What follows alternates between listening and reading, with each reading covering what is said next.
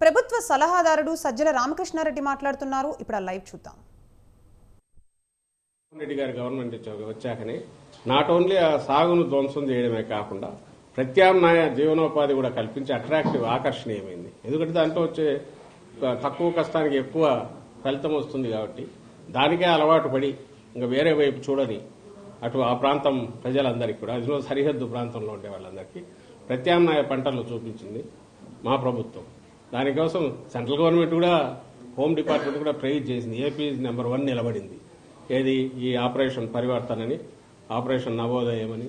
ఎవరైతే ఈ సాగు మీద డిపెండ్ అయిన ప్రజలు కానీ బార్డర్ వీళ్లు కానీ దానికి అలవాటు పడిన వాళ్ళను దాని నుంచి మళ్లించడంలో ఏపీ నెంబర్ 1 అనేది నిలబడింది.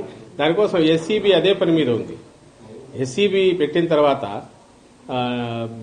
11,000, 12,000 ఎకరాల్లో సాగును ధ్వంసం చేశారు. అంతటితో మళ్లీ వాళ్ళు దాని వైపు పోకుండా different crops, alternative crops, remunerative crops ను అక్కడ ప్రమోట్ చేసి వాళ్లకు జీవనోపాధి కల్పించి అది కన్సిస్టెంట్ గా నడుస్తుంది.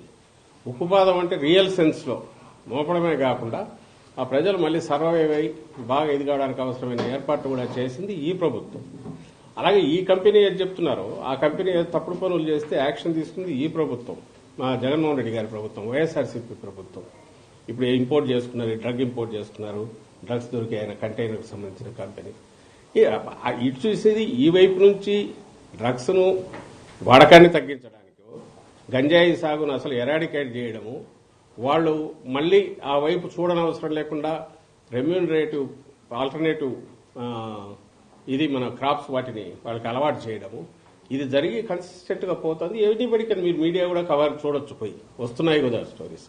బార్డర్ లో కట్టుదిట్టం చేశారు, స్పెషల్ ఏజెన్సీని పెడితే దాన్ని నువ్వు ఎలాగో ప్రైజ్ చేయలేవు, నీ వల్ల కాలే. 14-19 మధ్య నువ్వు దాన్ని అసలు గంజాయి సాగు 3 పూలు 6 కాయలుగా నువ్వు ఇదేట్టు నువ్వు చేసావు, చంద్రబాబు నాయుడు చేశాడు.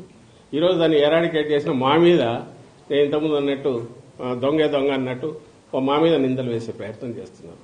ప్రతి దాంట్లో ఇదే పని చేస్తున్నారు. ఈ రోజు ఎన్నికల సమయంలో కూడా మాట్లాడడానికి ఏం లేక చెప్పడానికి 1,00,000 ఉంటాయి. ఎన్నికలు వస్తే మేమేం చేస్తామో మీరేం చేయలేదు చెప్పాలా, లేదా మేము గతంలో ఏం చేశామో వాళ్ళు చెప్పాలా, లేదా రేపు దాని మీద ఆధారపడి రేపు ఇది చేస్తామని చెప్పుకోవాలి. ఆ ఇది లేదు కాబట్టి ఈ తప్పుడు నిందలు ఈ పర్టికులర్ కేసులో అయితే వాళ్ళు తప్పించుకోవడానికి మా మీద బండలు వేస్తున్నారనేది మేము భావిస్తున్నాం. అందుకే ఆ కన్సర్న్ ఏజెన్సీకి ప్రెస్ కౌన్సిల్ కూడా కంప్లైంట్ పంపుతున్నాం. ఈనాడు, ఆంధ్రజ్యోతి వాళ్ళ తప్పుడు రాతలు, ఆ ఛానల్స్ వాటన్నిటి మీద కూడా లెటర్సీ. అయితే ఇది కన్సిస్టెంట్ గా ఈ తప్పుడు ప్రచారం, అబద్దాలు రిపీటెడ్ గా మాట్లాడడం అనేది టీడీపీకి అలవాటైంది. రాష్ట్ర ప్రజలు గమనించాలి. లోకేష్ కూడా ట్వీట్ చేశారు సార్ మార్నింగ్, బ్రెజిల్లో అవినీతి జరుగుతుంది, దానికి వైసీపీ ముఖ్య నేతల కుటుంబ సభ్యుల ప్రమేయం ఉందనే విషయం నేను గతంలోనే చెప్పాను, ఇప్పుడు రుజువైందని ఒక ట్వీట్ కూడా చేశారు, వీడియో కూడా ట్వీట్ చేశారు. ఎల్లో మీడియా చౌకబారు ఏదన్నా థర్డ్ రేట్ కూడా కాదు, అంతకంటే హీనమైన స్థాయి ఎవడన్నా ఉన్నాడంటే అతనే లోకేష్ అనుకుంటా.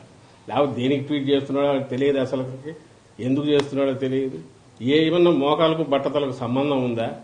బ్రెజిల్ ఎక్కడో దాంట్లో దేశం ఉందంటే ఎప్పుడో సాయిరెడ్డి ఏదో అక్కడ బ్రెజిల్ ప్రెసిడెంట్ గురించి ఇచ్చేశాడని, ఇంటర్నేషనల్ దీంట్లో ఎక్కడన్నా గ్యాదరింగ్ లో కలిసి ఉంటారేమో తెలియదు, ఏదో ఉంటే అతను చెప్తాడు. కానీ